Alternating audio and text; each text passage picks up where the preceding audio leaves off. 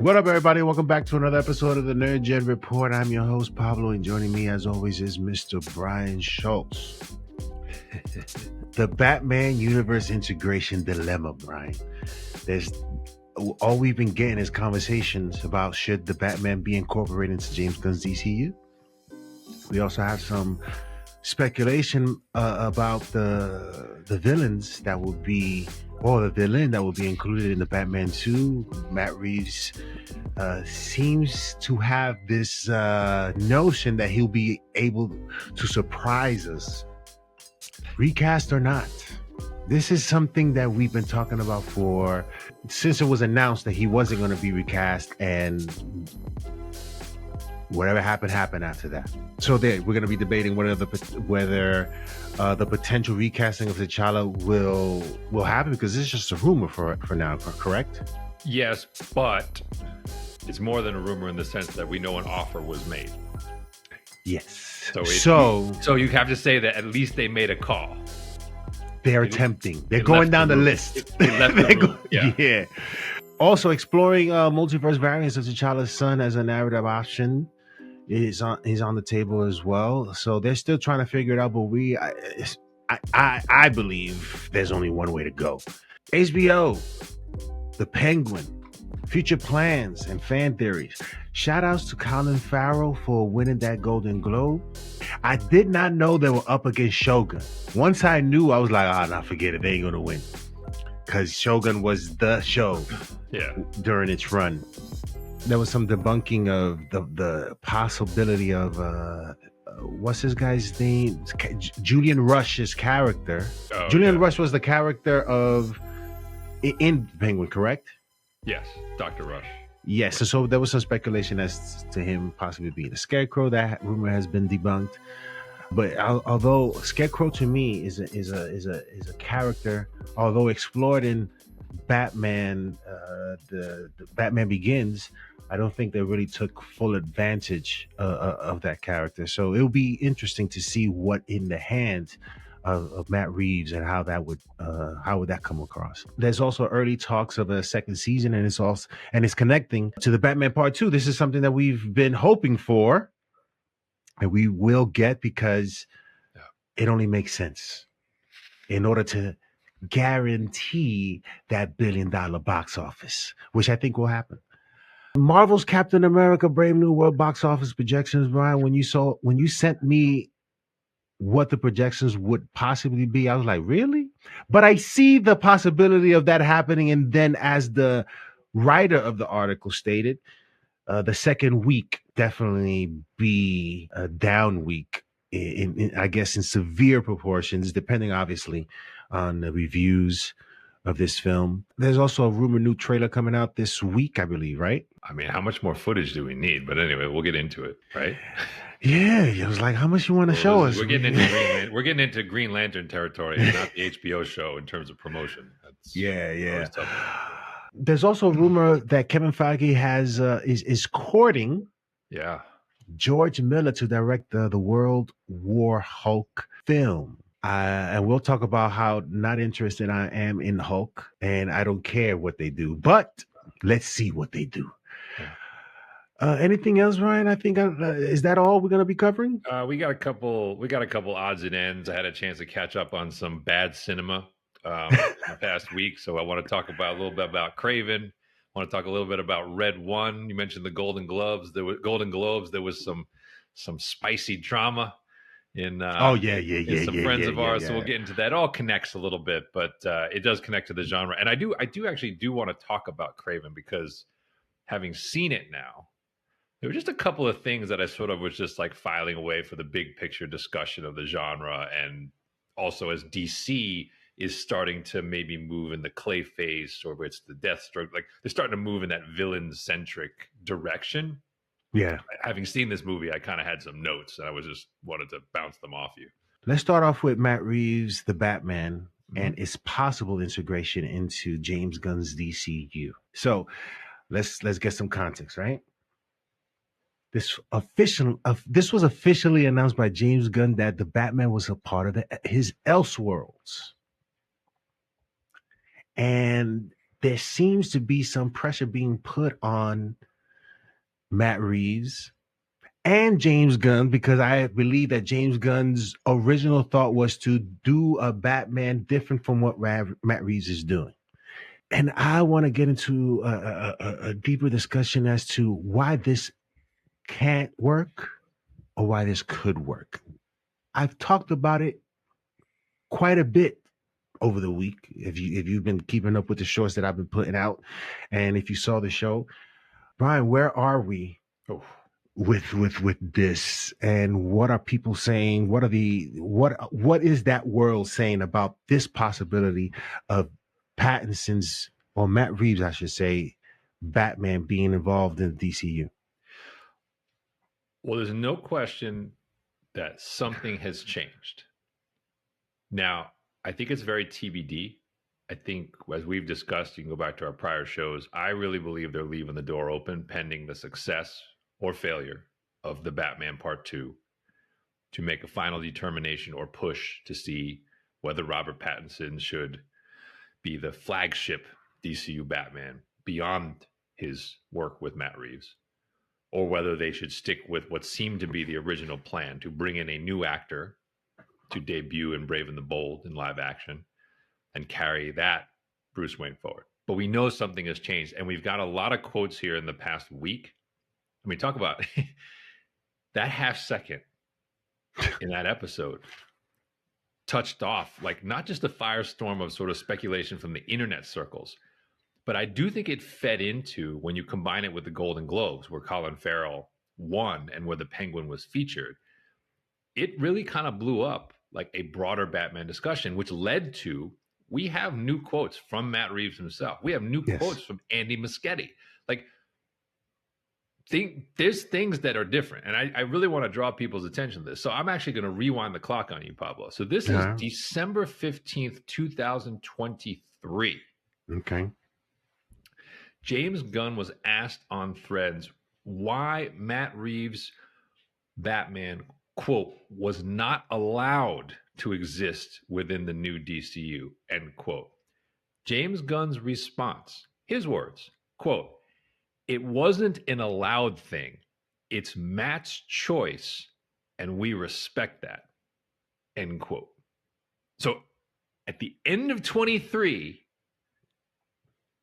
Matt Reeves was labeled as he decided to make it else. We didn't decide to make it Elseworlds. He insisted. Okay, so that's December of 23. Here is Matt Reeves at the Golden Globes last week. Quote, "It really comes down to whether or not it," meaning Pattinson, "makes sense. I think what's been great is it was really a kind of story I wanted to tell. We're calling it the epic crime saga, which is the thrust of what we want to do, and it's been important to be able to play that out. And James and Peter have been really, really great about that and letting us do that. As to what the future brings, I can't really tell you. I have no idea right now." That's clearly an open door, right? So you have a year ago, Matt's choice, no dice. I want to do my own thing. I'm not playing ball. That is clearly Matt Reeves at least open to the idea of letting his characters and his world merge with the DCU 13 months later. That's a change. Like, I don't know how else to tell it to you. Other than, and I think our belief is what changed was the Penguin. The Penguin changed the conversation around this to where they probably went back to him, and the position was, what is it going to take? If we want to do this, is there a way? Yeah. That's, and Colin Farrell winning is only going to heighten that. Of course.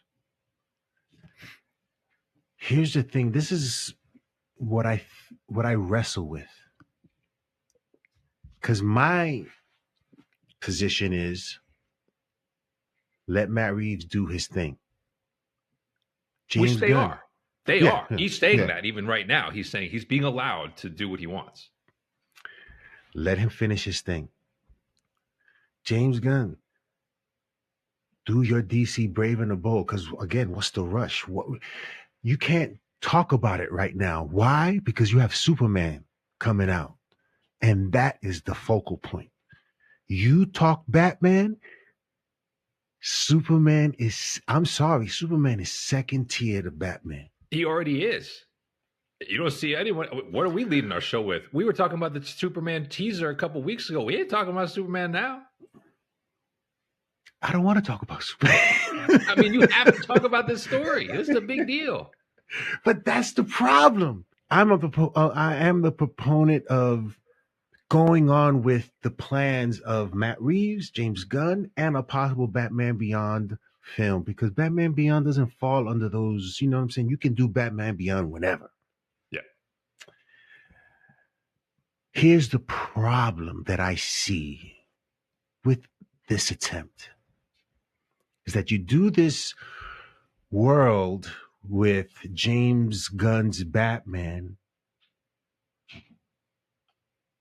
You have to take into consideration what Matt Reeves has done with these villains. It is quite difficult for you to replicate that success with those villains again in that world. But what I say to that is, you're leading Batman towards this Justice League film, right? That's what you're leading him towards. You don't really necessarily have to incorporate Batman's rogue in this. You have DCU Batman dealing with Damian Wayne and whatever issues that they have to contend with. It doesn't have to be any of the ones that Matt Reeves has already explored. He hasn't explored the Joker, so that's a possibility there. You can do Joker in that sense. You can do other ones that haven't been done. Yeah. But again, you run into the possible problem of having to replicate these characters in that world and it not living up to the sensation, I would call, that is the Penguin. The portrayal of the Riddler and whomever else they get for their next films. Those are the problems. I don't see the problems with the confusion of the Batman. Batman, you can do whatever kind of Batman. Everybody's going to go see it. Batman fans. But it is the outside of it is what you have to sort of explore and not try to redo, because then you run into that issue of, I like the way they did it here better than that. And that's not the conversation that you want. Well, I agree with you. I think Batman's tapestry is unique. Again, because of the history of the comics and how deep the bench is in terms of characters, that allows you to have multiple of these in a way that Superman could never. That just doesn't work in my mind the same way. Again, if I was laying odds a year ago when you hear that Matt Reeves quote, you would have said, like, what are the odds Robert Pattinson suits up as a DCU Batman? Plus 3,000, plus 4,000. It would have been remote. It's still not an odds-on favorite to happen. But if I was asked today, what are the odds today? Plus 600? Like, the odds have clearly improved. They're just not. I don't think he's the odds-on favorite. But now let's throw the monkey wrench into this, and this is where this gets a little gnarly.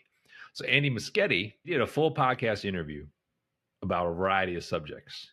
And, of course, Brave and the Bold comes up. So he had two things to say about it. One of which we reported previously, which was he said the project had been postponed a bit to the point where he was working on another movie in the meantime. Mm-hmm. Additional comments, and then we'll get to the real twist. He went as far as to say Robert Pattinson will not be, like definitively, will not be the DC Batman. So the same time that Matt Reeves, the guy who Robert Pattinson's Batman belongs to, is saying, if the story is right, who knows? We might be able to make this work. The guy who supposedly, emphasis underline, boldface, supposedly is directing Brave and the Bold, says, as everyone knows, the Batman featured in Brave and the Bold will belong to the new DC universe. And it's quite obvious that Matt Reeves' Batman is not part of this new universe, end quote. But then a couple things happened. James Gunn came out and said Brave and the Bold has not been delayed. And then Andy Muschietti said, well, I haven't spoken to James since he started working on Superman. Pablo, I don't think Andy Muschietti is on this film anymore. I just don't think he got the memo. Didn't you get the memo? Didn't you get the memo? How do you not talk to James Gunn, the guy in charge, right? How have you not spoken to him? I'm quite certain that there's nothing to talk about. That sounds a lot to me like he's called James and there hasn't been a call back.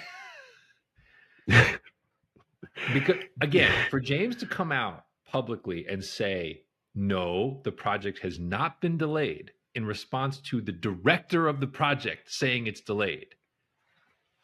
Well, we know James Gunn has his job. Hello, anybody home? And Matt Reeves, who we know has his job, is saying, yeah, you know, maybe we're open now to Pattinson joining the DCU. And the only guy who's still on the island of it's definitely not going to happen is Andy Muschietti. I think the subplot in this is Andy Muschietti has been very gently eased off this project. They haven't made it official yet. Yeah. Brian, at the end of the day, this is all driven. This possibility all has to do with money. Oh, that's the thing. See, this is where if the Penguin had bombed, again, rewind the tape. There was friction between Matt Reeves and the studio. That was very apparent before this show came out. If this show had been trash, I don't think we're having this conversation. But instead, the show became eventized. And now you got Colin Farrell holding a Golden Globe, and maybe he's going to be holding an Emmy, in short order. You got prestige behind this universe. And that's why I speculated, what if, whether it's the villain, although I think more importantly, what if it is Pattinson, who is a talented actor? What if you get to the Batman Part 2 and people are buzzing about you know what? His portrayal of Bruce Wayne in tandem with his portrayal of Batman, he should get awards recognition. If that even gets mentioned, whether or not it happens, there will be pressure, commercial pressure for him to continue in the role in some capacity. That's just the reality. Yeah. That's why we're having this conversation. Because I agree with you. Creatively, it's awkward. Creatively, visually, everything about it is just different. And it just sits in this own thing that we quite enjoy. And we want to see what else, right? But I understand that Matt Reeves continues to hit all the beats. There is going to be more and more rumblings for more and more and more. And so where does it leave James Gunn and his Batman? I think the studio does have the utmost respect for Matt Reeves' creator. I don't think they want to be in the long-term business of Matt Reeves' collaborator because of how meticulous he is and how long he takes. I do not think they will accept multi-year delays on every Batman project. So I think what they're focused on here is we want Reeves to crush it with his TV shows and with this trilogy. But we kind of, if our Pats nails this, we want him back, but we kind of don't want Matt Reeves directing future Batman movies because we can't afford these types of delays. I think there is that very uncomfortable undercurrent to this too. We will know when our Pats and Corn Sweat are in the same room together or in the picture together. So you said the build to Justice League. I would argue the build should be to that, whether it's Pattinson or not. I think the build should be toward World's Finest. Forget Justice League for now. Let's get to, because if we get to World's Finest and Aaron Pierre does his job, we've already got the foundation for a future Justice League. But get me to World's Finest and fix what happened in BVS in terms of putting them on screen together. And then we'll talk about the rest. Yeah.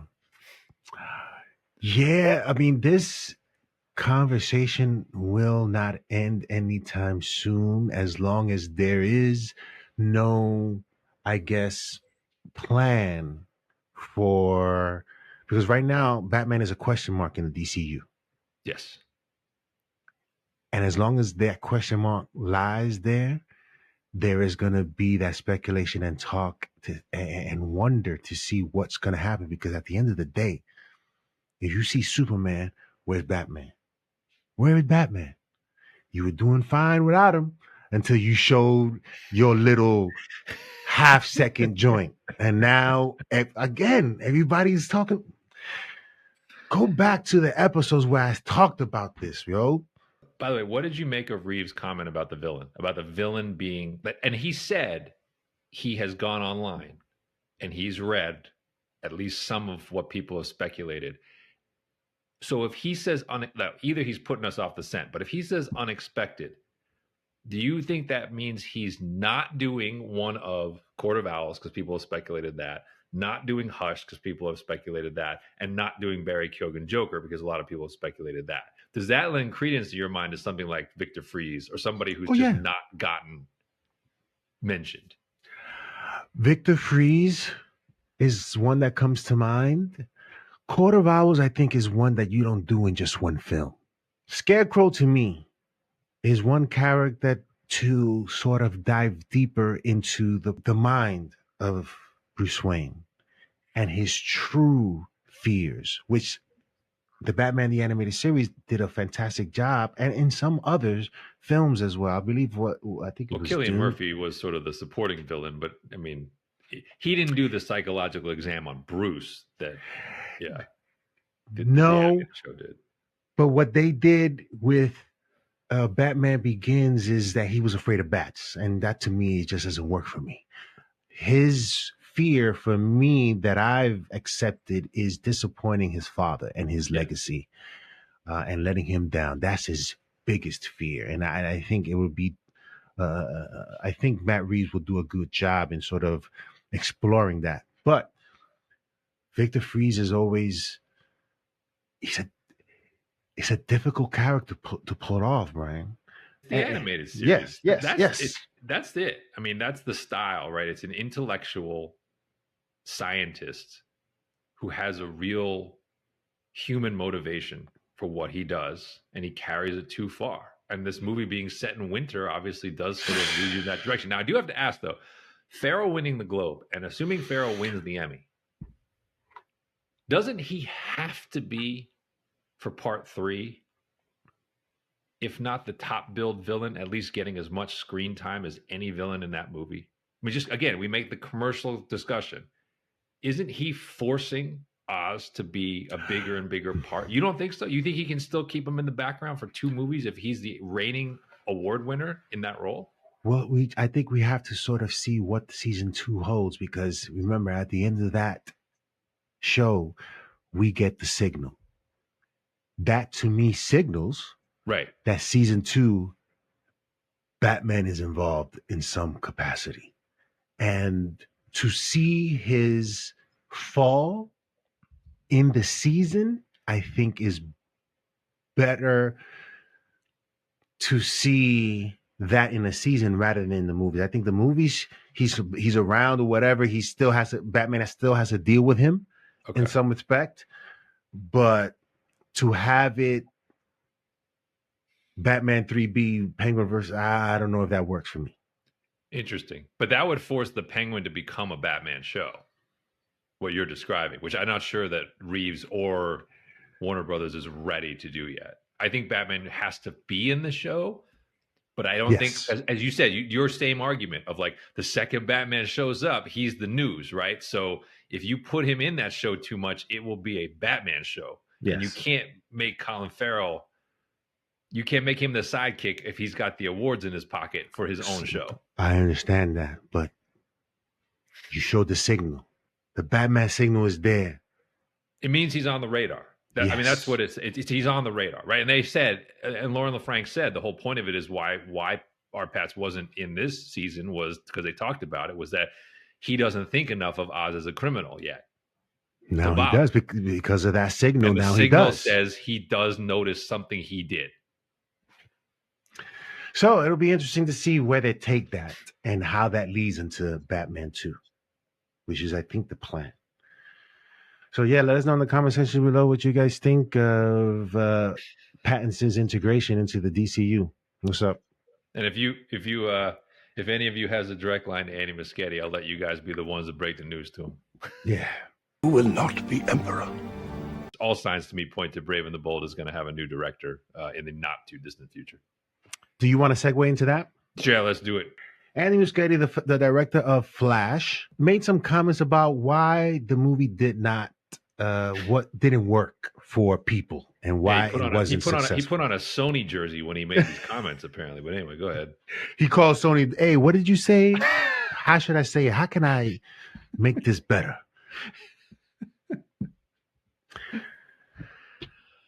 So he said he made some comments about why this movie didn't succeed. And listen, my only interest in this interest was they were doing a play on Flashpoint Paradox, right? That's what it's called?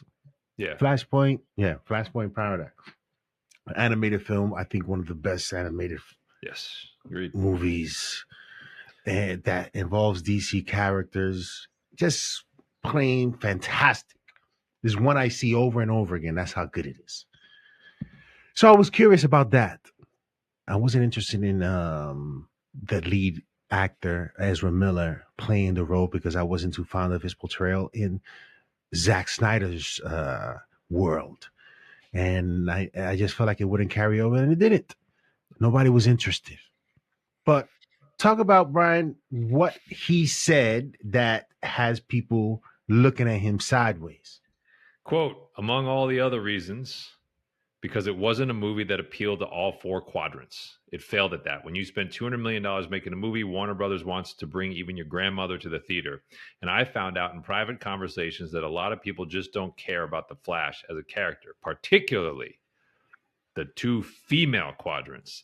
There are a lot of women not interested in the Flash as a character. All that is going against the film, I've learned, end quote. Brian, what? Let's bring in Aaron Pierre. Remember, like Red One, like all these movies, they focus on basically, it's like age, gender, ethnicity, right? They're trying to traverse all of these buckets to get the maximum box office, okay? But the reason why I made the Sony analogy is I love it when a movie doesn't work out the way they're intended, that it was intended to, and the people who are involved with it immediately pull the Spider-Man and point the finger at everyone else or each other, but will never point the finger at anything they did that might have contributed to why the movie didn't hit. Now, I think in this particular case, I don't know what your thoughts are. There is a piece of the failure of this movie. There are two pieces of the failure of this movie that were not in Andy Muschietti's control, if I'm being fair. So number one is remnant of the Snyderverse. We saw every remnant of the Snyderverse failed at the box office once Warner Brothers announced the Snyderverse was going away. Yes. So that's not anything to do with what he did. Yeah. The second thing is he didn't cast Ezra Miller.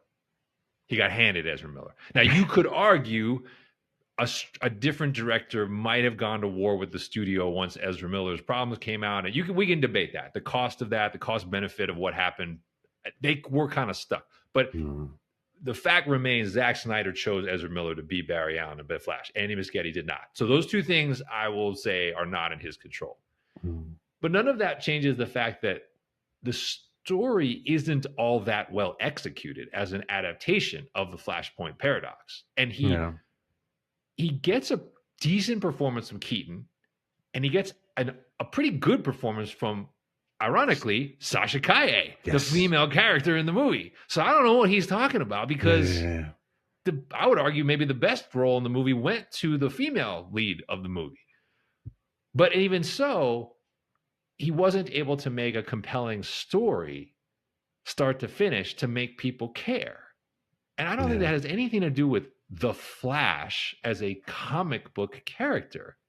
And how can you say that when the most successful TV adaptation there you go in the CW universe by far was Grant Gustin's Flash, which ran for 9 years, had great viewership across women, and he was generally regarded as excellent in the role. I think I tapped out after We Are the Flash. That's when I tapped out. It got a little gamey with all the speedsters running around and like the the retcons and like I don't know how many ways Tom Cavanaugh could come back as Harrison Wells or not Harrison Wells. But listen, the point is the show was a huge success. It was more successful than Arrow. It was more successful than anything else they had made, except arguably Smallville. But like people watched, women watched, girls watched. Like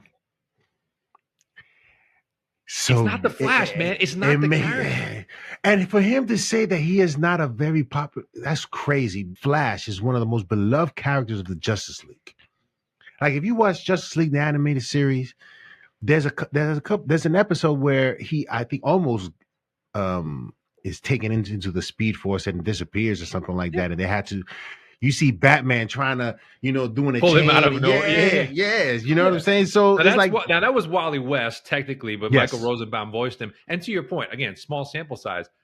That show and Michael Rosenbaum's humor in that writing. That's the reason why my daughter's favorite comic book character is the Flash. I loved the Flash when I was a kid. So I don't know who his private conversations were with, but I don't think they were informed about what was going on here. I think at that level, Brian, he's talking to execs and people who don't know the character, Brian. That's all it is. To me, they're talking to people that don't know. At the end of the day, the story wasn't great, but look, let's not avoid the elephant in the room. Ezra Miller was a problem.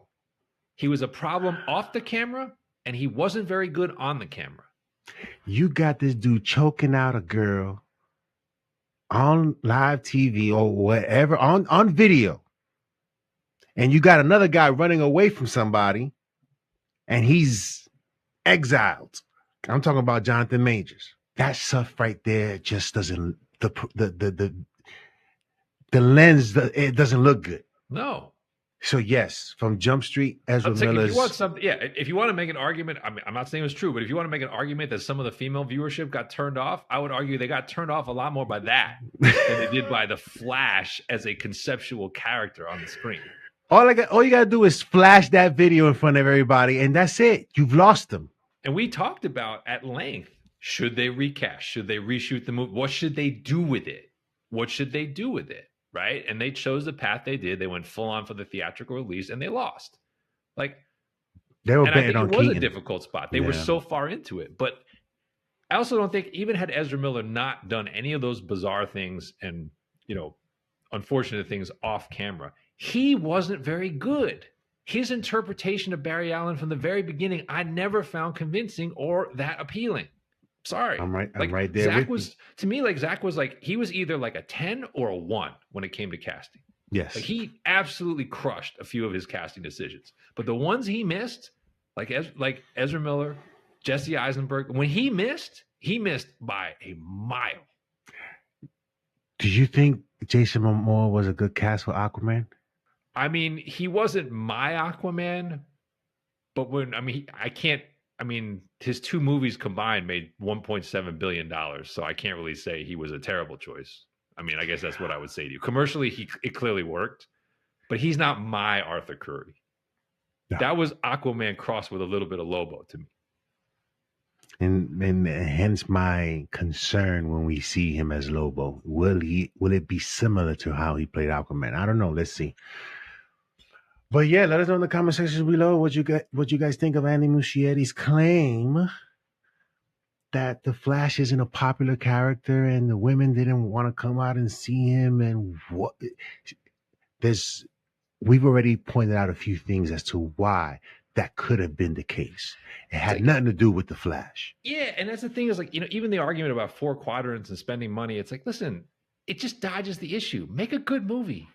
Like, there's plenty of R-rated movies that aren't, by definition, can't appeal to all parts of the 4 quadrants, but they do phenomenally well because they're good movies. They're compelling movies. Like, again, this is the Sony argument. It's like Sony trying to out there being like, this movie was good. You guys are just too stupid to realize it. It's like, we were told The Flash was the greatest comic book movie of all time by the studio that made it. That brings me back to that line that you said. When Gladiator comes out, we're going to see if Ridley Scott was lying. about this being the greatest movie he's ever done. But that should have been asked when executives talk about this movie being the greatest movie thing you've ever seen. All this smoke.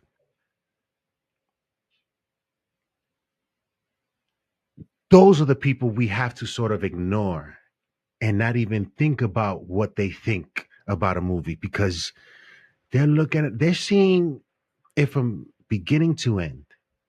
The production, the creation of this film, they're not seeing the end result. Yeah, it's goggles, man. They can't see it objectively. Yeah, and all they're looking at is money, and they're trying to get your money. So, and there's an arrogance. I think there's an arrogance to Yes. the Flash, just to Black Adam, as we saw, to the Sonyverse. Like, they're like, we're going to slap a comic book label on this, and because of the work largely that Marvel and to a lesser extent DC has done, and somewhat Sony with Spider-Man over the last 15 years, we're going to assume that we've got your money. We don't have to earn it with each film. Yeah, let us know in the comment section below what you guys think of his comments regarding the Flash and the Flash character. He's not a popular character? That's crazy talk. See it? And I hear that stuff, and I'm like, we're already got questions about you as a Brave and the Bold director. And I hear this, and I read this, and I'm like, I don't need more evidence. Like, he did a great job with It back in the day, but like, this ain't for you. But that's it. Fair enough. Fair point. Yeah. You know what I'm saying? Yeah. Chadwick Boseman. Yeah. And the recasting of T'Challa. So let's reflect first on his portrayal of T'Challa, Brian. This was a movie that had many, many people hyped. There was a mission for this movie to prove the naysayers wrong. But they wanted to tell a great story, and they did. And a great performance by Chadwick Boseman got everybody, not even just him, but the whole cast, the whole concept of it, got everybody to come out to go see this film. Yeah. And then, unfortunately, he was taken away from us. And the choice of not recasting him may have hurt its potential at the box office. And caused a lot of, I guess, there was a lot of back and forth as to what to do. And they finally made their choice. And it was an emotional choice. It wasn't a business choice. Yeah. I understand that. I was talking to Melvin Taylor, who is a good friend of mine. He works on a lot of production sets. And I don't know if you ever watched Manifest. Have you watched Manifest before? No, the TV show? No. Yeah. He's on that show. He's in a couple of episodes. But he said he respects them more for that decision. Yep. I understand the reasoning behind that decision. If it were me and I'm working with Chadwick and he left an impression on everyone, it would be difficult to replace him. But at the end of the day, we have to move on. And my feelings towards it is, I look at past portrayals of other characters or other actors or actresses who have played a character, and, you know, they've passed and they get recasted. William Hurt. Nobody said, Yeah. I get it, Brian. It's not kind of the same, but Yeah, the weight's different. Yeah. again, James Bond, Batman. How many different Batmans have we got? For me, it's a bit more personal. It's like, okay, Chadwick is gone. We have to, for me, you find a replacement, because to me, what's important to me is Black Panther, the character, and what he stands for, Brian. And I think in honoring Chadwick, he will always have the title of being the first Black Panther. It shouldn't be the only one. And they should have made a decision to move on in casting a T'Challa and still honoring him. And now we have come to this point that we're talking about recasting T'Challa or continuing with the T'Challa Junior story into Black Panther 3. What are your thoughts, Brian? So I think, odd statement. I think by the time Ryan Coogler's almost certainly celebrated and almost certainly Academy Award winning career is done, I don't think we'll look back on Wakanda Forever as one of the best movies he ever did in absolute terms. But I will regard it as one of the most impressive feats that he pulled off, because I think once you make the decision that he made, other than, to me, the inexplicable emphasis on Ironheart, other than that, I think that movie is way better than it should be, considering the centerpiece is not there at all. Yeah. And I was trying to think of, like, if you took Christopher Reeve between Superman 1 and 2, or like right before they were about to shoot Superman 2, like, there's no way that works. And you're like, hey, I'm going to build a sequel with no Superman. I'm going to call it a Superman movie. Yeah. Not a chance in hell that's a good movie. If Christian Bale had passed instead of Heath Ledger coming off The Dark Knight, and they tried to finish that trilogy without including a physical Batman, or they had Azrael all of a sudden, there's no way that movie, there's no way. That's what I'm saying. The fact that movie is actually good to the level it is a testament to how great Ryan Coogler actually is at this. There's no question in that movie, and I'm convinced if I could get Coogler in a room, he would tell me he did it by design. There are definitely several scenes in that movie which feel lopsided, and I'm convinced that's by design. I'm convinced it's to make you hurt in that moment that Chadwick is not there opposite Tenoch Huerta, that he's not there opposite Quinn Raymond. He's doing that like but you're correct. Commercially, that cost them a couple $100 million. There's no question. Like, the decision not to have a T'Challa continuation, as you know, as worthy as Shuri might have been based upon, you know, what Letitia Wright had done with the character previously. I mean, it isn't the same. And it isn't the same given how the storyline had been set up, for sure. Yeah. So you and I, we talked about this at the time, this to do it or not to do it. I think you and I were adamant it would happen at some point. And it would. It just was inevitable. We would get here. And I think Coogler knew it, in the sense of, why include the son at all unless you clearly were acknowledging, I did this movie as the tribute to his memory. But as you said, the legacy of the character is bigger than any one actor, and that has to go on. And so putting the son in the credit scene 100% to me was signaling this was coming. Yes. And here we are. Yes. So I don't know how much time will have passed. I don't know if there's some rumor about doing a Black Panther from a alternate universe, whatever, right? Hang on. Before we even... There's an easy get out of jail free card for this, because this movie is not going to come out before Secret Wars, most likely. If they're hitting the reset button in Secret Wars, why the hell? They have the carte blanche to change they can tell us it's 6 years later. Who the hell cares? Yeah. They can tell us it's 12 years later. They can make him as old or as young as they want to make the son. And it's believable if we assume the whole universe is getting reset. Yeah. I don't think they're constrained on that front.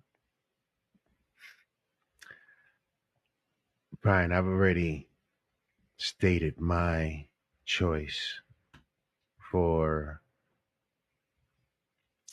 Black Panther. Abu Bakar Salim. I'm going to make my pitch again. He's a British actor. He's actually a video game developer, Brian. Interesting.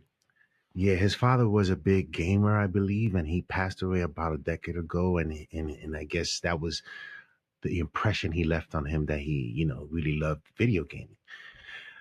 He was father in HBO Max science fiction series Raised by Wolves. I don't know if you saw that. I saw a couple of episodes, but it was just I don't know. It was just That was a Ridley weird. Scott series, I think, or he was the Yes, producer of it. Yeah. yes.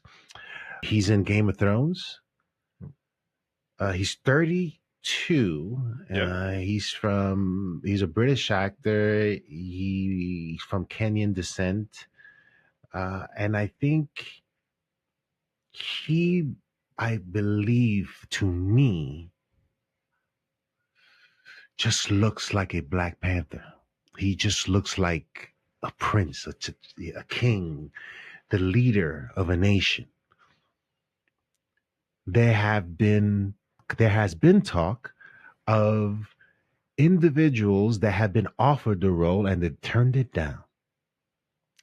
I know there was an article that you sent me, Brian, and that I actually, when I read it, and I had sent you something regarding Damson Idris turning it down, and it was in that article. I heard this from a conversation I had with someone that they know, that they heard through the grapevine, through their connections in that world, that he was like, Damson Idris was like, no, because of he has this F1 movie coming out and he's on a path that he does not want to throw a monkey wrench in because of this film coming out, and there's just too much pressure for him to take over, or for any of these other guys that want to possibly. I mean, it's just not him.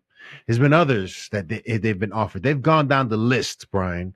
They're looking at their list of African American actors and just calling them up one by one. If they're going to do, and no, it shouldn't be Aldous Hodge. No, it shouldn't be John David Washington.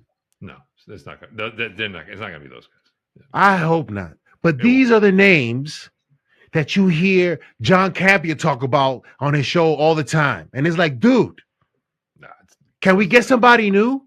Can you look at other people instead of the same people that the same list that these executives have or these studios have? There's other people. I want somebody new. We should get this new. We should be in awe of this Black Panther. We shouldn't be like, oh, is this guy? No, this is Black Panther. We don't know who this guy is, but he looks great. We need to look at somebody new, guys. Stop looking at the same dudes. I like Aldous Hodge. I don't know if you've seen Cross.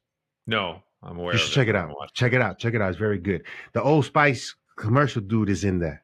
and he does fantastic. He's a big dude. I didn't realize how big that dude was. And he did an amazing job. There's a lot of possibilities here. Sure. I don't know which way they're going. If they're going to use an alternate T'Challa, like you said, since we're starting from scratch, why are we going to continue telling these stories? From Ryan Coogler's perspective, is like, why, I don't know. I don't know if I want to start from scratch, right? I would rather age up the son. Personally, I think, to me, if you are concerned about honoring or dishonoring Chadwick's memory, but also, I think in my mind, Wakanda Forever as a film spent a lot of time on the funeral scene, spent a lot of time in that movie about the emotions of coming to grips with not having the King of Wakanda on the throne. I think it would be a little bit cheapening to all of a sudden have actual T'Challa like somehow magically reappear and be like, oh, he wasn't actually dead, or an alt universe T'Challa kind of splice in and take over. I'd much rather have it be the son age up, because then you're kind of still leaving that void, that generational void, and then you're establishing a new legacy in the suit and in the role. And I think that, to me, is a better balance. What I do think is interesting about the Idris rumor, and you're pushing Salim, who incidentally, his voice is acclaimed because he's the voice of at least one of the Assassin's Creed games. He is the assassin. Okay. I know people loved his vocal work in that game. I'm not a aficionado of those games, but he worked on the game, and then apparently he voiced the character. Damson Idris is British. He's part British, part Nigerian. That was a significant rumor to me because I was curious, if they ever did this, would they limit themselves to an American actor? And clearly they're not. I'm not saying they should. I'm just saying because Chadwick was like, were they going to sort of only limit it to people born in the United States for the role? And apparently the answer is no. No, yeah. So so it's a worldwide search for this role. But I disagree with the fans who are kind of upset and somehow thinking that this is like them walking on Chadwick Boseman's grave. I don't see it that way. I don't see it that way at all. Like, it's like He would want the character to live go on. I need to hear that. I guess I need to hear that take as to why you feel, and let us know in the comment section below, why do you feel that this is somehow disrespecting Chadwick Boseman's legacy as Black Panther? Why?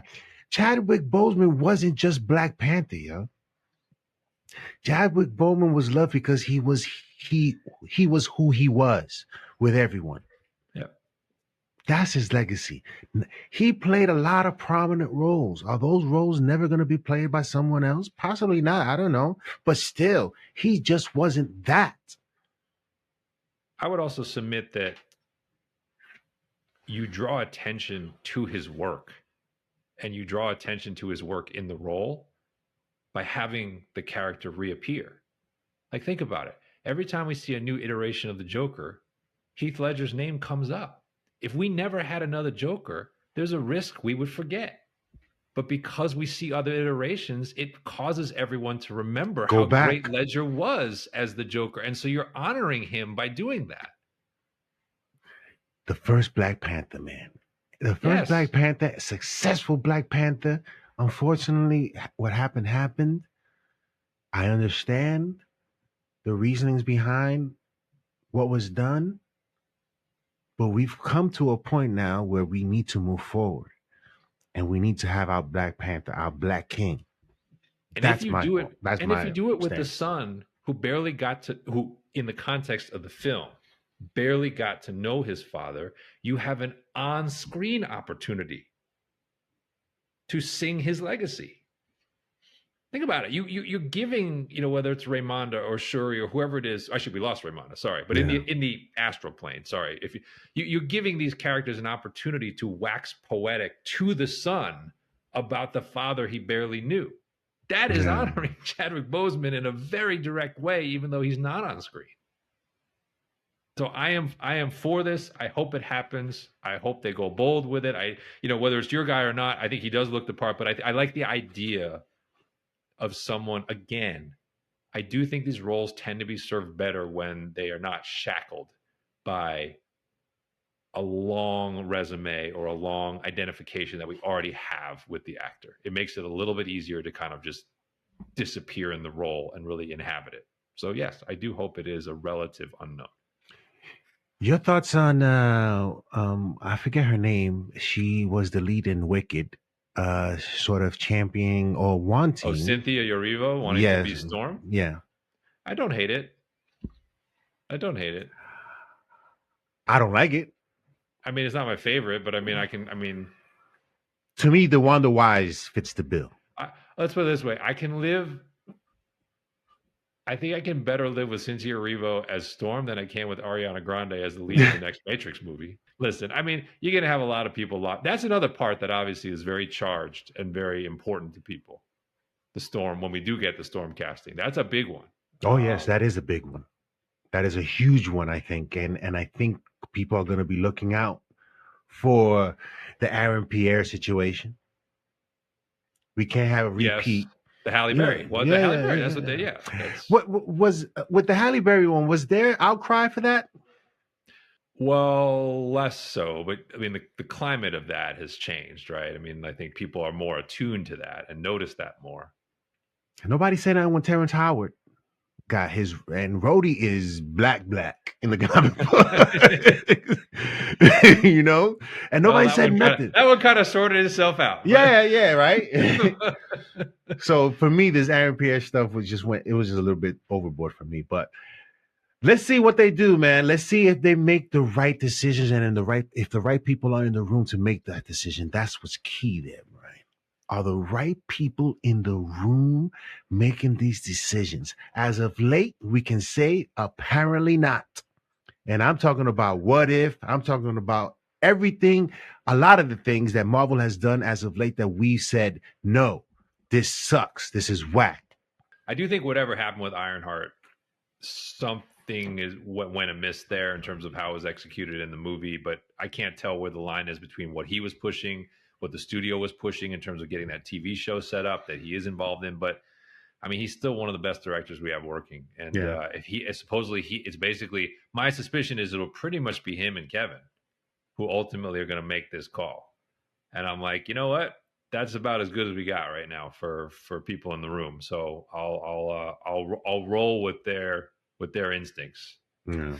But I'll be very excited. And I guess the question we would ask now is, that obviously they're working through this, but the timing of this, I mean, is this something they intend to kind of get in front of us by Comic-Con this year? Is this something more that they want to wait till, 26? I'd be curious as to how soon, because I don't think it's quite to the scale of, well, I shouldn't say that. It's in the same class to me as we were just having this discussion about announcing DCU Batman. I think because of what happened with Chadwick passing, this is a huge deal. Like the day they announced this headline is like top of the news. Oh, yeah. Oh, it definitely is. Yeah, so let us know in the comment section below what you guys think about whether or not they should recast, recast the character of T'Challa, which I don't think they're going to be doing. I think they're actually going to age up T'Challa Jr. As you said, alt universe T'Challa is the route. I have not heard anyone saying they're going to try to retcon the passing of Earth 616 T'Challa, which Kevin has said he would never do. Yeah, but, okay. Yeah. So yeah, let us know in the comment section below what you guys think of that whole situation and how they should go about it. Brave New World aims for $81 to $107 million debut. At first glance, you scoff at it. Now I'm sort of thinking, Brian, the curiosity for people to see what this movie is based on its trials and tribulations. There's curiosity to see what this will be based on its history. Your thoughts, Brian? Look, I mean, this is a long-range projection, but we're getting inside of long range. We're only about a month away at this point. But the opening 3-day weekend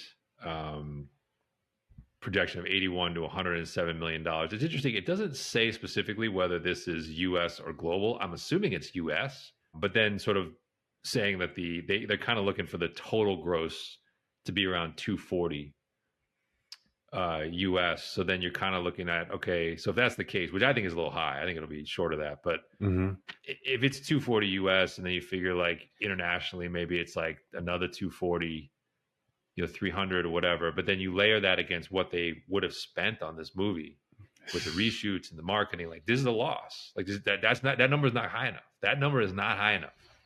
And when you consider that, look, I realize this is not fair to Anthony Mackie, but like Captain America 3, last time we saw a Cap-led film in Civil War was a billion-dollar movie. So if you go from $1 billion, 1.1 billion, and your next effort is 480, 500, but the movie costs more, that's not good. But then you see all the things that we've talked about. So they're saying, anticipation of the film does not seem high.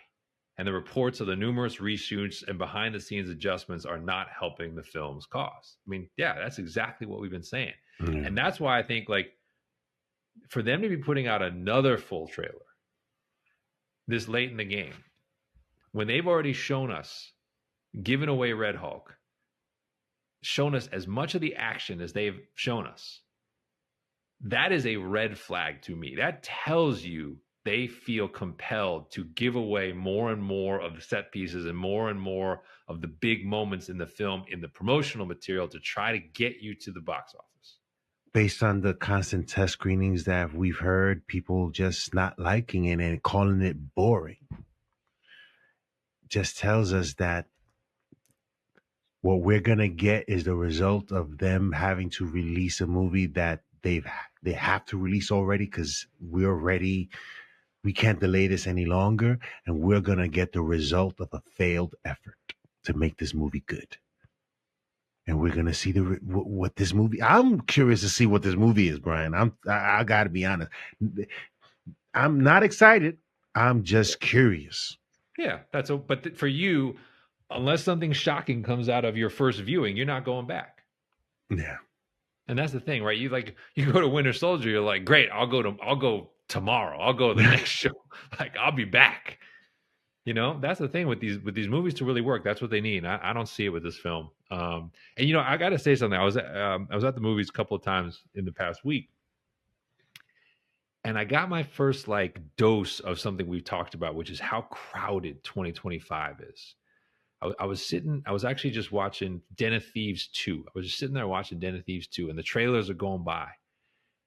There were 3 trailers in a row, Pablo, for movies that came out on the same weekend. 3 trailers in a row that were same weekend. I think it was at the end of February. And they weren't big movies, but it just underscored to me every weekend this year is going to be a knife fight. Yeah. There's going to be movies everywhere. If your movie does not measure up, people are not going to stay with you or go, because there are so many places for them to put their dollars this year, unlike last year. A couple of things could happen here. There are going to be movies that are good movies that are going to flop monetarily because not enough people are interested in it, or there's just a lot more stuff to see that the attention span for that movie won't be as huge as for this movie sort of situation. Yes, I think there will definitely be movies that fall through the cracks this year, or movies that definitely disappoint on opening weekend because another movie has hit and is carrying more audience than expected. There's just no margin for error. Yeah. I even look at what happened with Mufasa, where it's between Sonic and Moana and Wicked, there wasn't room for Mufasa. But then you look now, a couple weeks out, Mufasa's audience is not going down. So people are oh, right, I can go see that. So there's a movie that the critical reception wasn't even that great, but because it's Lion King IP, people did come back to it when they had some space. There's no space in 2025. You don't get week 5 and 6 to come back around, because by the time you get to week 5 and 6, it's there's some new stuff. Yeah, Jurassic World is out, or Superman is out, or Fantastic Four is out. Your attention is just being constantly diverted. But it just struck me. I was I couldn't remember last time I'd seen that many trailers in a row where it was just this weekend, next weekend. They're all at the same time. Yeah, I'm telling you that July, Superman and Fantastic Four, I'm very interested in seeing how that turns out. Because you're saying, so I'm going to ask you again. Does Superman make $1 billion? No. Wow. I don't think either Fantastic Four or Superman get that close. I don't think so with Fantastic Four either. I think Superman makes more than Fantastic Four. Yes. But if I had to I would say Superman, I'd set the line at 700. Fantastic Four, I'd set the line at 500. I'm going to go against Brian. I'm going to say, yes, it does make $1 billion. So we'll see. We'll see. Hopefully my Super Mario Brothers streak. I hope you're right. I hope you're right. I hope you're right. You absolutely nailed that one. I hope you're right. I think because, the only person that can spoil it is Batman, which we not even thinking. You know what I'm saying, Brian? Yeah, okay. And the dinosaurs, though, because they come out the week before. I'm telling you, you can't discount that that franchise is terrible. Movies make $1 billion. Dominion made $1 billion. That's a horrible movie. Made $1 billion. World is an average movie, 1.6. Fallen Kingdom is a bad movie, 1.3. People like their dinosaurs. That's in the same month as both of these movies, and it's the same audience. Yeah. By the way, how was Den of Thieves 2? I feel like Gerard Butler and Jason Statham have become my B action movie guys. If they're making a movie, I kind of know what I'm going to get. It's not going to be a classic, but it's going to be an easy watch. It's going to be entertaining. It's going to hit the notes for me. Butler is really good as this character, this sort of drunk, unfaithful, unscrupulous cop. He's really good at this character. And O'Shea Jackson is actually pretty good as like the side saddle. He's more of the lead and the co-lead in this movie. Look, this movie is clearly riffing and ripping off Heat, ripping off the town. Like that's what it is, but it does it in a way that like feels like homage as opposed to just pure plagiarism. And so I typically enjoy these movies. And it's funny, there was a trailer for a new Statham action movie coming in March called A Working Man. And I was like, yep, this looks like my kind of Jason Statham movie for the 27th time that I will watch. So, you know, I think these are the classic like 2.5 star movies that you don't necessarily have to go to the theater to see, but like if you're on an airplane and you need a couple hours to kill and you want to be entertained, you're in good hands with Gerard Butler and Jason Statham. So you went to the movies, you saw Red 1 and you saw I didn't see that in the theater. We streamed that one at home. Okay. We streamed that one at home. And I saw Kraven in the theater. Okay. That I did go to see. That when you told me you saw it in the theaters, I'm like, it's in the theater still? Yes, I was impressed that I could find a show. So tell me your thoughts. For Sony to tell us that A, this movie was good, and B, we heard all this buzz that they thought it was like so good before it came out. Like, no, this movie's not good. Wow. At all. Okay, so I got to give you a couple things that I put in the notes because I was like, I got to go back to Pablo with this because we might get Clayface, might get Deathstroke, might get Bane, might get all these other characters that are villain-centric. Okay, so I started thinking about like, what are the things that absolutely cannot happen if you're going to do a movie like this? So number one, you cannot miss in casting your star. We knew they missed when they put Aaron Taylor Johnson in this role because we know what Sergei Kravinoff is supposed to look and sound like from the way the comics describes and draws him. And Aaron Taylor Johnson is not it. Yeah. But you know our discussion of accents? I felt insulted. He didn't even try. How does that feel?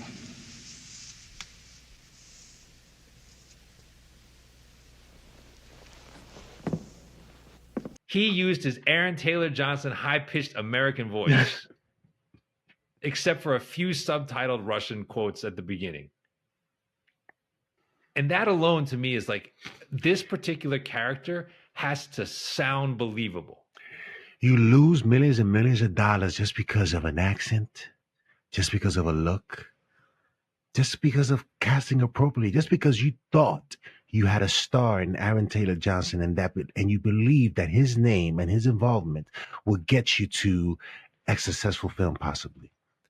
This guy is a formidable hunter. He is a, pun intended, a bear of a man. And he's a bear of a Russian. To have a British guy hawking an American accent, they didn't even have him do his British accent. They had him co-opt an American accent and have his voice be a tenor. Was already like, well, the second I heard him do it, I was like, I'm out.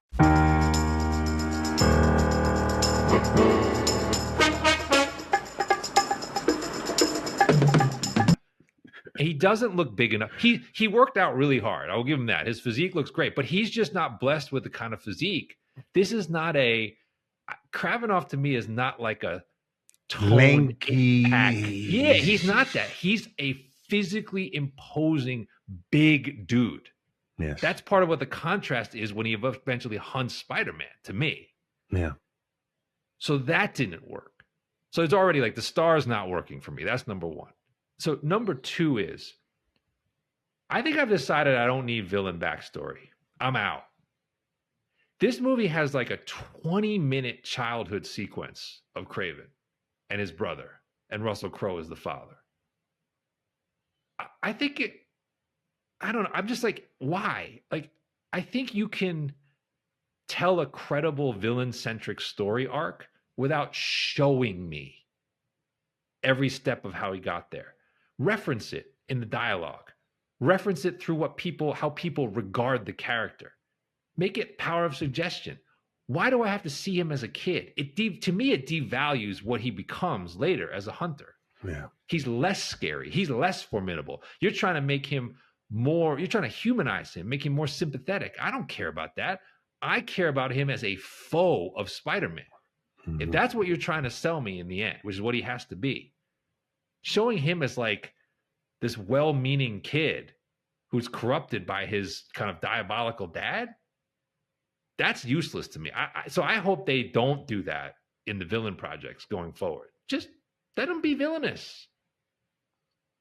Let them be villainous. And if they happen to be on the right side of the law as part of being villainous, great. But like, I didn't need it. It was like 20 minutes. The movie ground to a halt. And I was just like, this is horrible. Wow. So that was number 2. Okay. It's not the worst part of the movie. Okay. I mean, I heard that was horrible. It's bizarre. The CGI doesn't work. I don't think this character is like a great translation for the screen. The reason why I don't say it's the worst part of the movie is because I feel like Alessandro Nivola weirdly kind of understood what was going on around him in the movie. And he understood that he had a character that basically has no depth, right? The Rhino is basically like a mindless brute in the comics. Yeah. So he said, this was an instance where I think the guy did the research and was like, this doesn't work as a movie character. So I have to do something over the top crazy to try and convince you that this character could do anything relevant. And I will say this, his performance is bizarre, but I kind of liked watching it. At least he's riffing. He's doing something here to make me pay attention, even though this is not the Rhino in the classic sense. The CGI at the end is tough. I mean, that's one where it's just like they're trying to put these scales on him and give him a horn, and it's like, you know, as bad as the Giamatti suit was in Amazing Spider-Man 2, like this one is probably the other end of the spectrum. Like it's too fleshy, too scaly, and kind of ultimately, you know, also doesn't work. But yeah, like I said, Nivola's performance to me is the one I would probably tell you was the best, just from the standpoint of at least when he was on screen, I was just curious to see what he was going to say and do next. Yeah. It made me think he could be a villain somewhere else in either Marvel or DC. Maybe that's the best way to put it. I was like, this is a guy whose name you should keep in the Rolodex for another part. Okay. What's his name again? Alessandro Nivola. Most people probably best remember him as Pollux Troy in Face Off. He's the other brother. He's like the computer expert. Oh, wow. Because he looked real young in that one. So in this one, okay. Yeah. But this is not a good movie. This is a terrible movie. And by the time he gets his comics accurate jacket at the end of the movie, he just looks ridiculous. That shot on the poster that they had is actually in the movie. It's like the last scene of the movie. And I'm like, this is utterly ludicrous. They did a Black Adam. That was a Black Adam move. Because he did the shot of him sitting down at the end and him just. The action it's just trying too hard. It's trying too hard to be John Wick. It's trying too hard to be some of the hardcore action that we've seen elsewhere. You could feel Aaron Taylor Johnson's physical efforts in this movie. I mean, he really is working, but it doesn't work. There was a couple scenes of the powers of Kraven that I kind of was like, in better hands, if this was actually against Spider-Man, might have been interesting. Because he's kind of using like the eyes of an animal to hunt.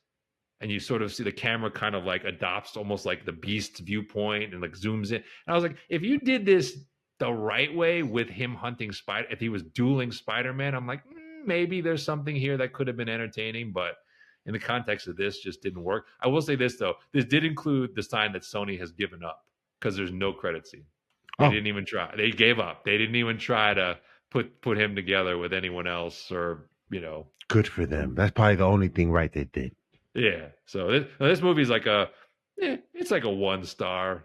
You know, Den of Thieves is a solid 2.5, like very entertaining 2 hours. This is a 1 star. Like for Sony to say this was good and we're too stupid to realize it's good. No. I almost gave it a chance because the director wanted us to go see it. He was pleading with. Delivered some good stuff elsewhere, but this is JC Chandler. No, this will not be on his Hall of Fame submission someday. He will not be showing it as a part of his audition reel. No. Red One. Oh my God. Okay. So my wife and I streamed this. We literally were just like, we want something mindless to watch. So we've been watching a bunch of stuff, and we were just like, let's check this out. Okay, so here's the thing about Red One. Dwayne Johnson is not in the same movie as everyone else. Usually Let me tell you something. So Chris Evans got the memo because he's having fun. He knows this movie is stupid. He knows this movie is ridiculous.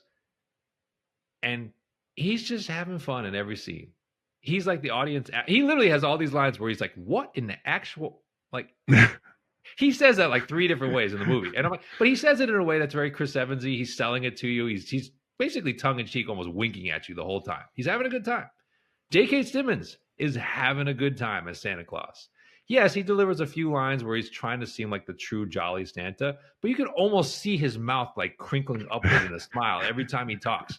He knows he's in a silly movie about Christmas and he's having a good time with it. Dwayne Johnson thinks he's Laurence Olivier. Every line that he utters in the movie is so earnest and so serious, and he is actor Dwayne Johnson. It to the point where you're just like, man, I know nobody can give The Rock any notes, but this is embarrassing. Like, to think that this guy was one of the most, if not the most charismatic on-mic performers in the squared circle. Right? Who didn't care how ridiculous or ludicrous he sounded, but got over because he could make anything sound entertaining. To see him as this, where he is clearly thinking, I might be able to win an Oscar nomination with these line deliveries. It's just sad, man. It is sad.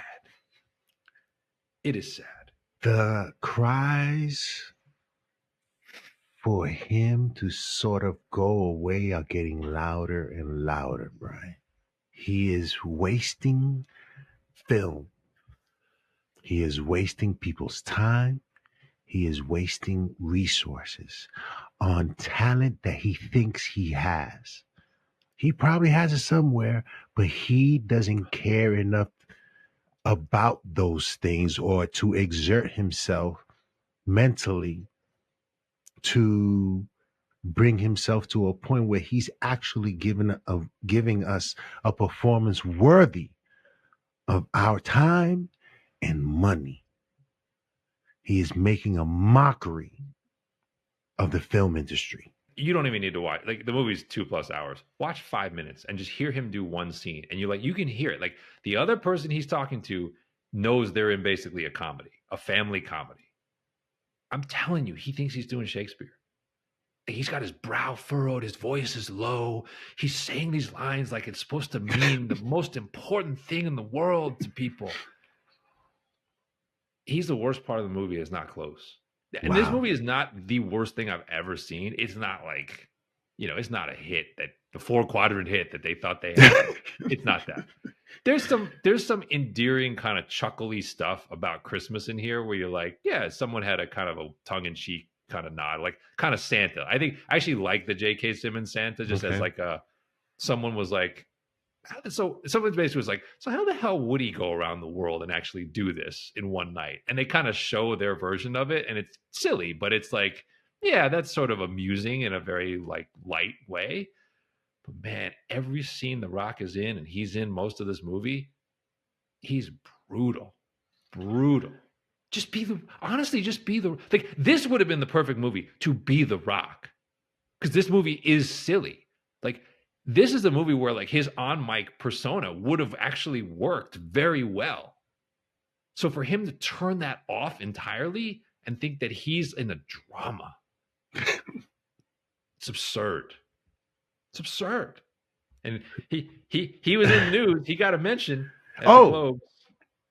That was, when I was watching that, shout outs to Vin Diesel for just being like, hey, Dwayne. He didn't even call him The Rock. He said Dwayne. He called him by his first name. And you see Rock smile and then go back to serious. So it was a very interesting, how would I call it, interaction between the two of them. It was not authentic either.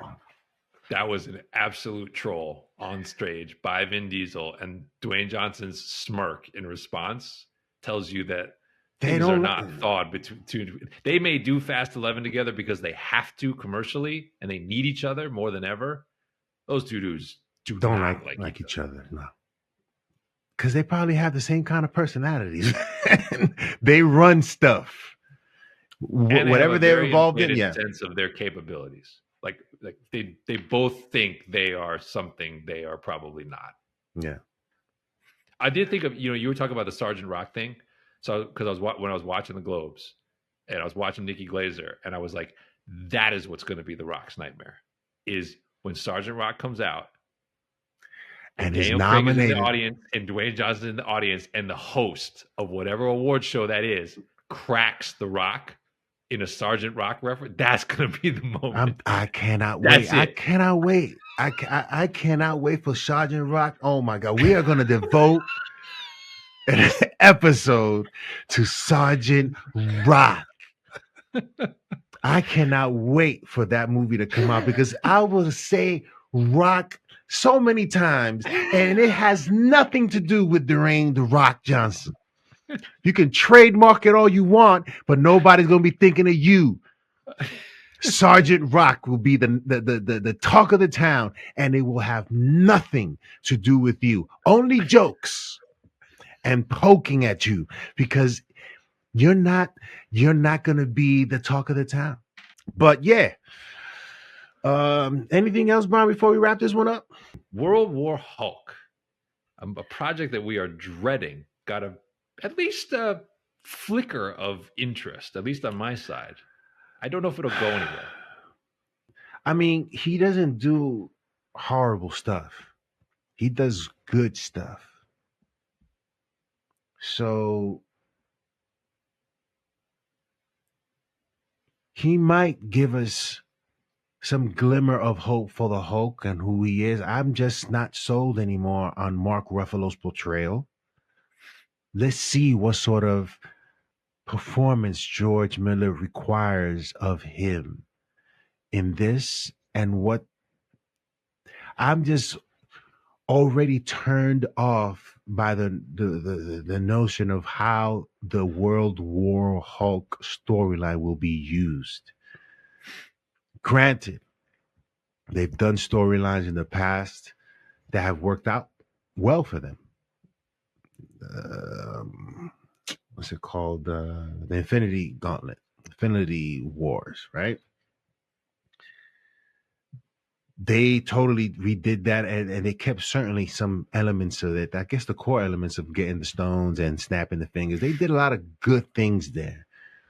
But when it comes down to the Hulk, they have destroyed storylines, Brian, that if they would have done them, I don't know, I guess taking a better approach rather than making him, I guess, the Hulk a comic relief character. I'm sorry, man. I've always been a proponent of the Hulk is a scary individual.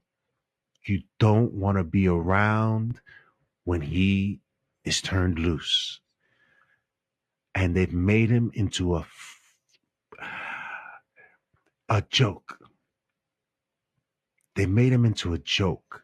Ever since Thor Ragnarok, I think it sort of went downhill, right? Or Infinity War.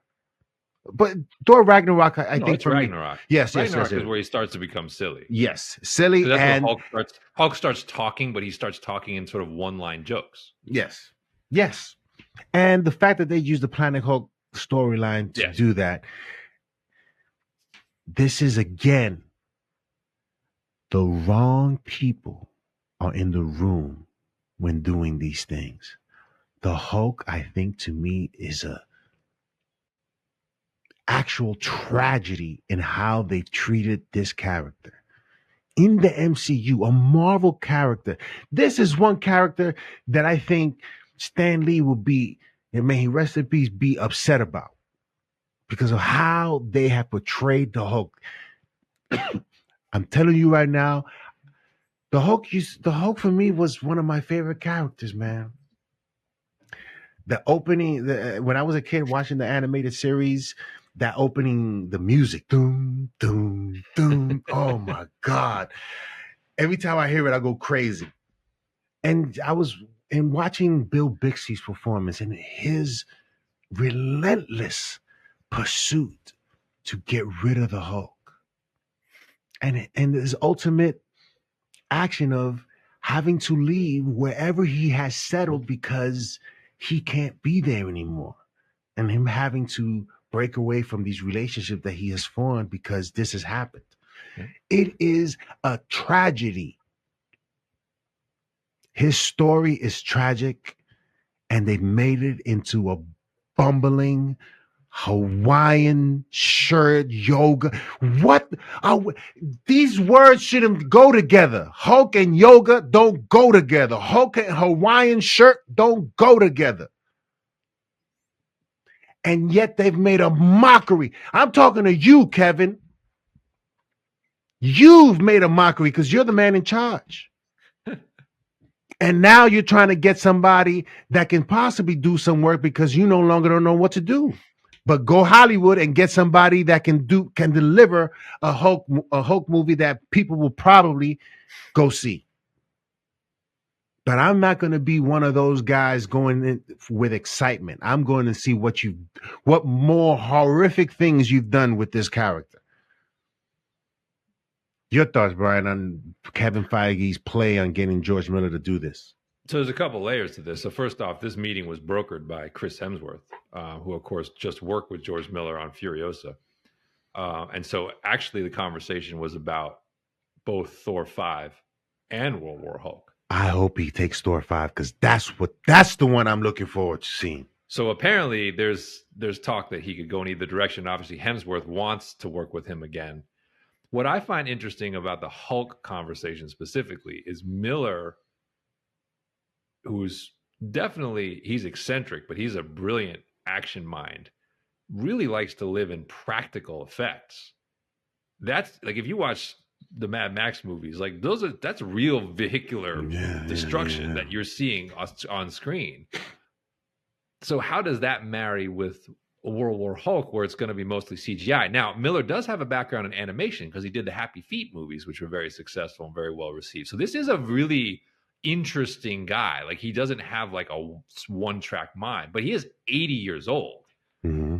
So this is, whatever he does, this is probably a one and done, almost certainly, whichever direction he goes in. His skills would seem to go more closely aligned with Thor. Like, if you want to make Thor grittier, if you want to make Thor more grounded after the Taika silliness, that it seems like he could readily do. And even, okay, there's CGI with the lightning and some of the effects with the hammer, but like you can make that action very believable and very real if you wanted to, depending on what story you want to tell. Especially if you wanted to try to make something more serious out of the Olympians and out of the sort of the kind of the silliness that they try to introduce with Hercules. If you actually want to make that real, he probably could pull that back. Him and Hulk don't seem like the marriage to me. I mean, unless he has a specific idea for this, this doesn't seem like where his skills would be best deployed. And the story does say that in this proposed idea, Ruffalo absolutely would be Bruce Banner. And there's no recast as part of this storyline, and that confirming, but adding smoke to some of the rumors we heard previously that both Brave New World and Thunderbolts would serve as springboards into whatever version of World War Hulk they intend to tell. I heard Scar, his kid, perishes, and that causes him to go crazy, and then we get this World War Hulk situation. There's a lot of different things going on about the leader providing the leaders of the world with their own sort of Hulk situation. It's whatever right now. Well, I'm hoping that George Miller decides to choose Thor 5 because I think he does need that redemption based off Thor Love and Thunder was, I'm sorry, man, was a travesty, man. Thor Love and Thunder was... It's a bridge too far. It's like Come on. Ragnarok was already, I think, for you and me, too silly in some regards, and then that one just, yeah. And it's a shame, like I said, because I think between Bale and I think the black and white scene, there's some moments in there where I'm just like, I wish they were in a different movie, because there is still brilliance in that movie, but it is just completely overrun with by Korg silliness and the silliness and the goofiness. It's just, yeah. dumb stuff, yo. Thor 5 and that possibility of seeing Hemsworth and Loki reunite. We gotta see that. We gotta see what that looks like, how they react to that. What that to me is the moment that I am there for at least 15 minutes to see how that transpires, and then whatever else happens with the movie. But let's see what he chooses. Hopefully he chooses the right thing, and hopefully he decides not to go with the Hulk, because the Hulk to me, I don't want to even. I'm done.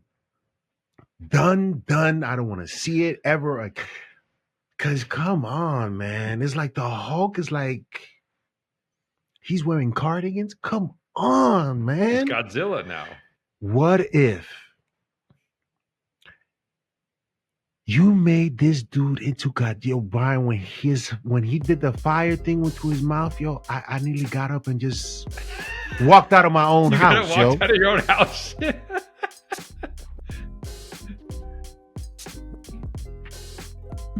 And this is what I'm talking about, man. It's like, yo, how do you do this? How do you do this? But whatever, it's done.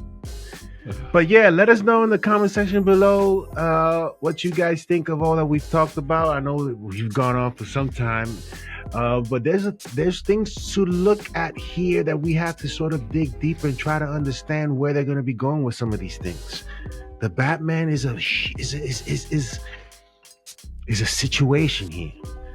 We're in 2025. Matt Reeves is supposedly going to be writing or start. He wants to start this year, right? No, he said he's shooting. He said he's shooting in the fall. Okay. Yeah. Okay. Where that ends up, we don't know.